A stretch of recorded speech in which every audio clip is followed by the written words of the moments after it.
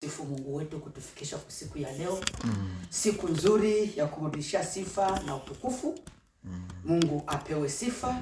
Mungu ahimidiwe. Amina. Tutasimama ili kuweza kumwabudu Mungu wetu tukimwomba. Tuombe. Mungu mtakatifu, wewe ni Baba, tunasema asante kwa siku ya leo. Mungu, ulitulinda usiku mzima, tulikuwa pamoja na wewe, tuliona nguvu zako. Ulitushindia na tukaona usubuhi ya leo. Sifa na utukufu bikurudilie leo. Baba, tuko hapa ajili ya neno lako. Uwe pamoja nasi. Tunakualika usubuhi ya leo. Uwe pamoja nasi. Acha Roho wako anene nafasi hii. Baba, kwa kuwa bila yeye hatuwezi kitu. Mungu, wewe ni Roho na tunaongozwa na Roho. Yote tunayakabidhi wewe mwanzo hata mwisho. Utazidi kuwa pamoja nasi, utazidi kutuongoza, utazidi kutuwezesha. Tunakemea kila aina ya pepo ya ule mwovu yenye itaweza kutuzuru nafasi kama hii. Baba, hakuna Mungu kama wewe. Sisi tunaomba wewe unatenda. Tenda kadiri ya mapenzi yako Mungu, na utuwezeshe. Mwanzo hata mwisho tukuone wewe. Tunaomba kupitia lile jina tukufu la Bwana na Mwokozi wetu Yesu Kristo. Amen. Tutakamata vitabu vyetu vya nyimbo za wokovu. Tutaimba wimbo wa 149. 149. Na ukurasa ni 105. Ukurasa wa 105. Unasema uzima ninao moyoni daima. Ile uzima ni Yesu Mwokozi. Uzima ninao moyoni daima. Uzima ni Yesu Mwokozi. Aliyeingia rohoni hakika akanitia hodari. Nashiba rohoni kwa raha ya Mungu, na moto wa mbingu ulimo.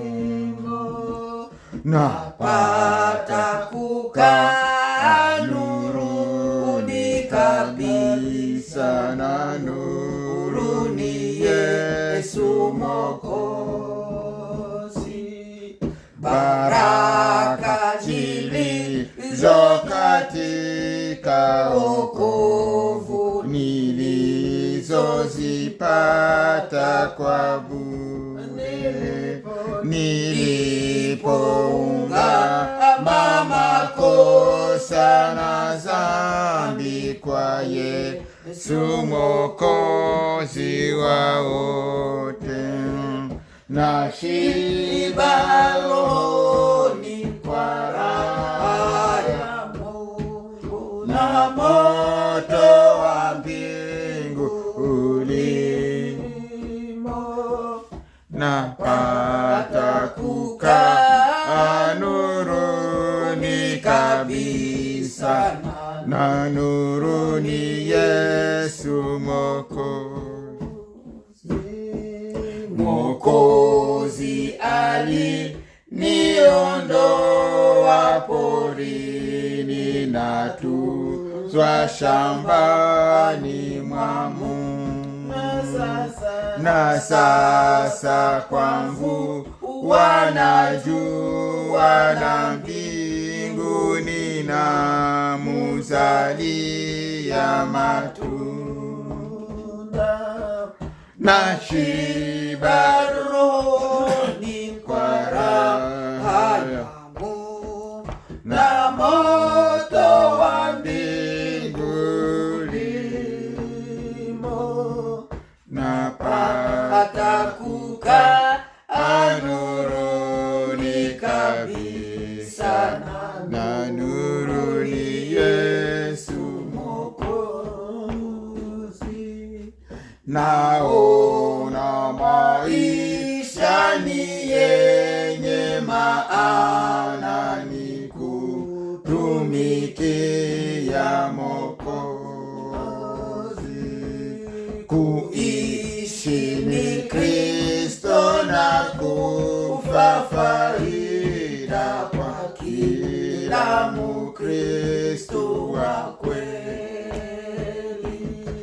Nashiba rohoni kwa raha ya Mungu na moto wa mbinguni.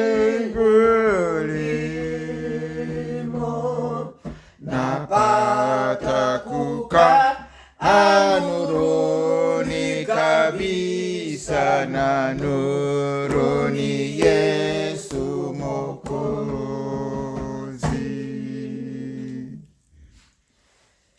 Ukurasa wa 4 inasema naona maisha ni yenye maana ni kumtumikia Mwokozi.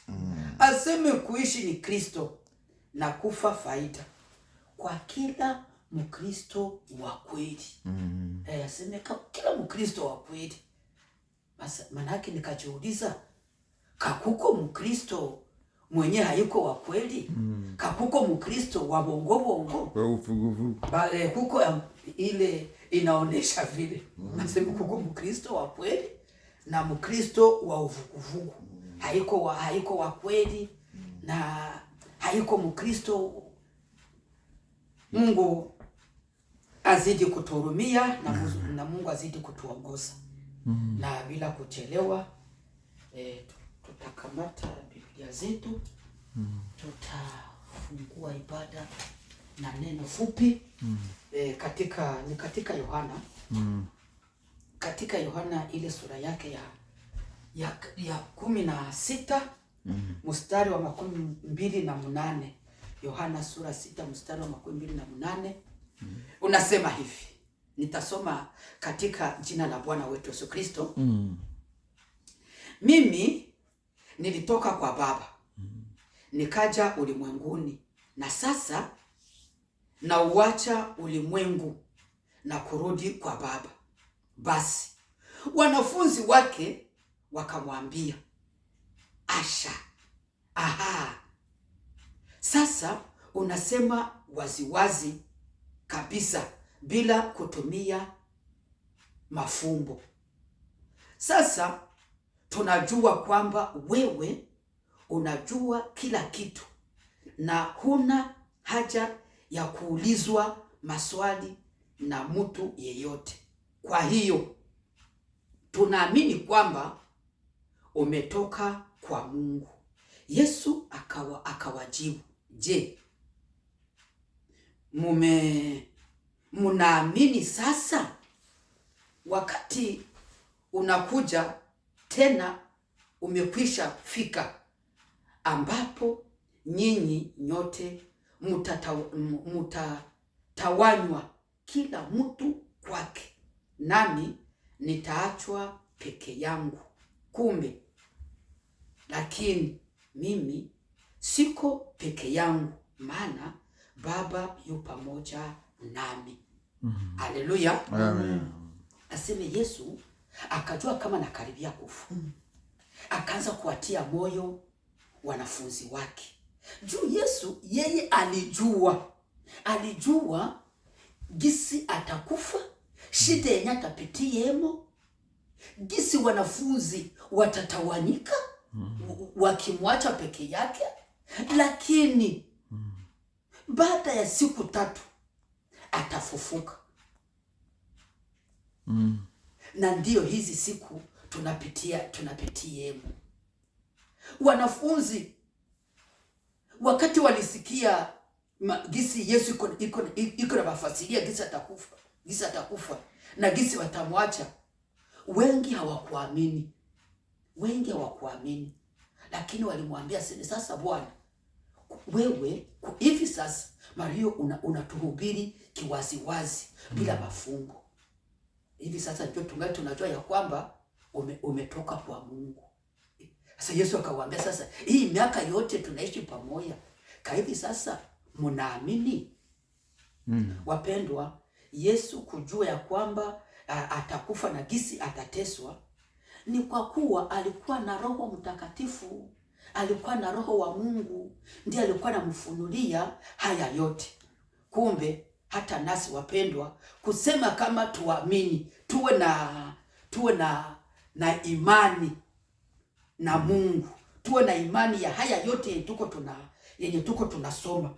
Kumbe inaomba tuwe na Roho wa Mungu, tuwe na Roho Mtakatifu. Waliosikia haya maneno mafupi machache, Mungu awabariki sana.